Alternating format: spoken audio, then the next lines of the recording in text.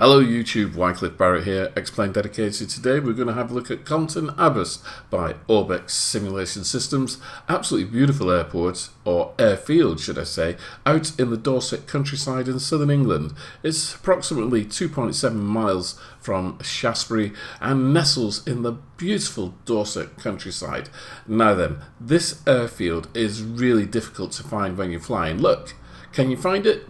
No, it costs £13.87 UK, $24.95 Australian dollars. As I say, it's a beautiful airport, it's so well realised, and it's got an awful lot going for it. Now, if you like GA flying, this is the one for you. As I say, it's nestled in the Dorset countryside, very, very difficult to find when you're flying around, so you really need to know the location, look for your landmarks, if there are any towns, even using your half-mil charts, you really need that. Look at this topography here. Obviously, I'm using this with Great Britain South scenery from Orbex, and it blends in perfectly. And it is a huge area that you get, you know, when you just buy the airport, or the airfield should I say, and put it onto your default scenery. It is massive, the area, showing all of this undulation and topography to the best effect.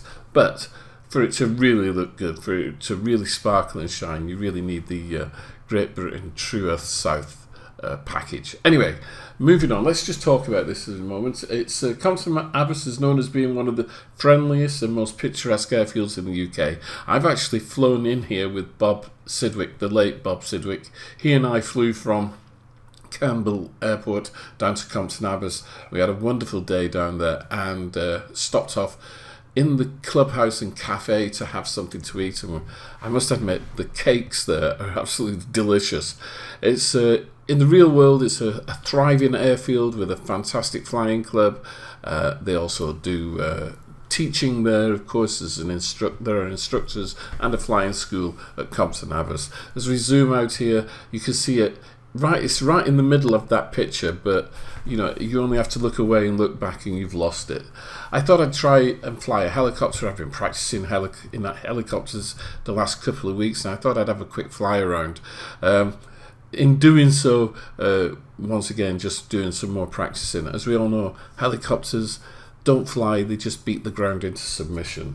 So the key features of this wonderful airport: imagery is at 15 centimeters and 60 centimeters per pixel, so giving you some really fine detail over the airfield itself. Custom modelled vehicles and custom modelled buildings around the airport, as you would expect. It's surrounded by large dense forests and beautiful green fields, as you can see. It blends seamlessly with True Earth Great Britain South for Xplane and P3D version 4 as well. There's custom ground polys, and it just looks absolutely fantastic. From what I've seen, no hits on frame rates whatsoever.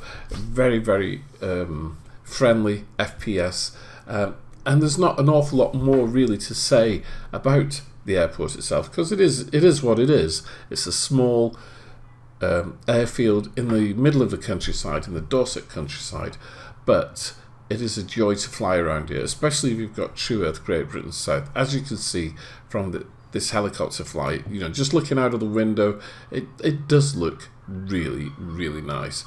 I think what we should do though is we'll try and cut this helicopter flight a little bit short and try and land it. I'm not the best person to land helicopters, although some people say I'm not the best person to land planes, but that's neither here nor there. I enjoy myself, and that's all that matters. If you really want to do some VFR flying around the UK, and you want to go into some of these smaller airfields, you really do need probably, you know, a good package. You might need some half-mil charts or Navigraph, I would say, with a decent moving map, because flying VFR, a lot of these airfields, they're not radio controlled at all. They're not manned, so you know, it's a case of making a phone call maybe just to find out what the weather's like at that airfield as you fly to it. It's an unusual way of getting around VFR. You fly in by the seat of your pants, looking out of the window and see what you can see. The runway markings here are quite good in compared to a number of airfields. Popham in actual fact is not as good as this, and Popham is quite a large general aviation airfield, and the runway markings there are not quite as distinct as these at Compton Abbas. Compton Abbas has a large club and a lot of people there helping at the airfield to keep the airfield well maintained, and the runway, the grass runway, well maintained also. So there we are. I got the helicopter down in more or less in one piece, so I think it's probably time to do a circuit in something a bit bigger. Let's try a Cessna. I think I'll be right back in the Cessna. Here we are then in the Cessna, and this should be a little bit easier. Even so, once again, I found when I did my test flight around here that you just look away for a moment and you're lost, everything's gone. You really need to have your situational awareness at its peak, otherwise you are going to find yourself in a lot of trouble. Taking off, of course, is relatively easy in the Cessna, 65 knots, and we'll be airborne. I think my wheels were just skimming now, and we are flying. This is the default Cessna in Xplane 11, which I find perfectly adequate for this kind of flying. And there are some incredible general aviation aircraft available at xplane.org, but I find that the default Cessna in Xplane 11 is perfect. You know, it's one of the best default aircraft I've ever come across. Anyway, you can see the rolling Dorset hillsides here. If you go onto the Compton Abbas website itself, they've got a whole array of photographs of different aircraft that go into the airport.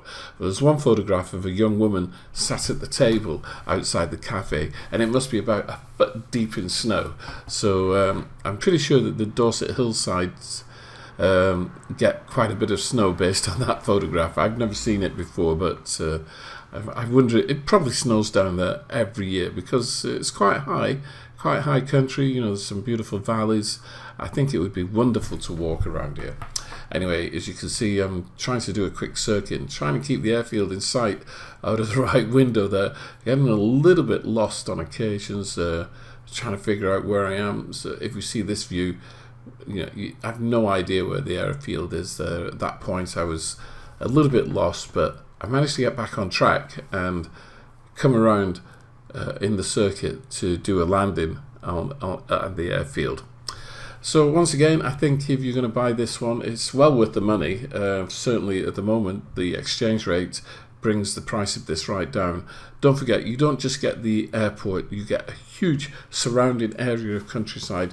So even if you haven't got True Earth Great Britain South, don't worry, because what you'll be getting will look absolutely fantastic, fitting in into your flight simulator. And once again, if you're into general aviation flying, this is really, you know, a sweet airport. As we know, Orbex have been pushing out the stuff quite quickly here in the UK with all of the general aviation airports and some of the larger ones as well. The previous one to this was London City, and in the future, in fact, I'm not quite sure, but possibly in the next 24 hours, it looks as though Innsbruck is coming from Orbex. That'll be one to look at.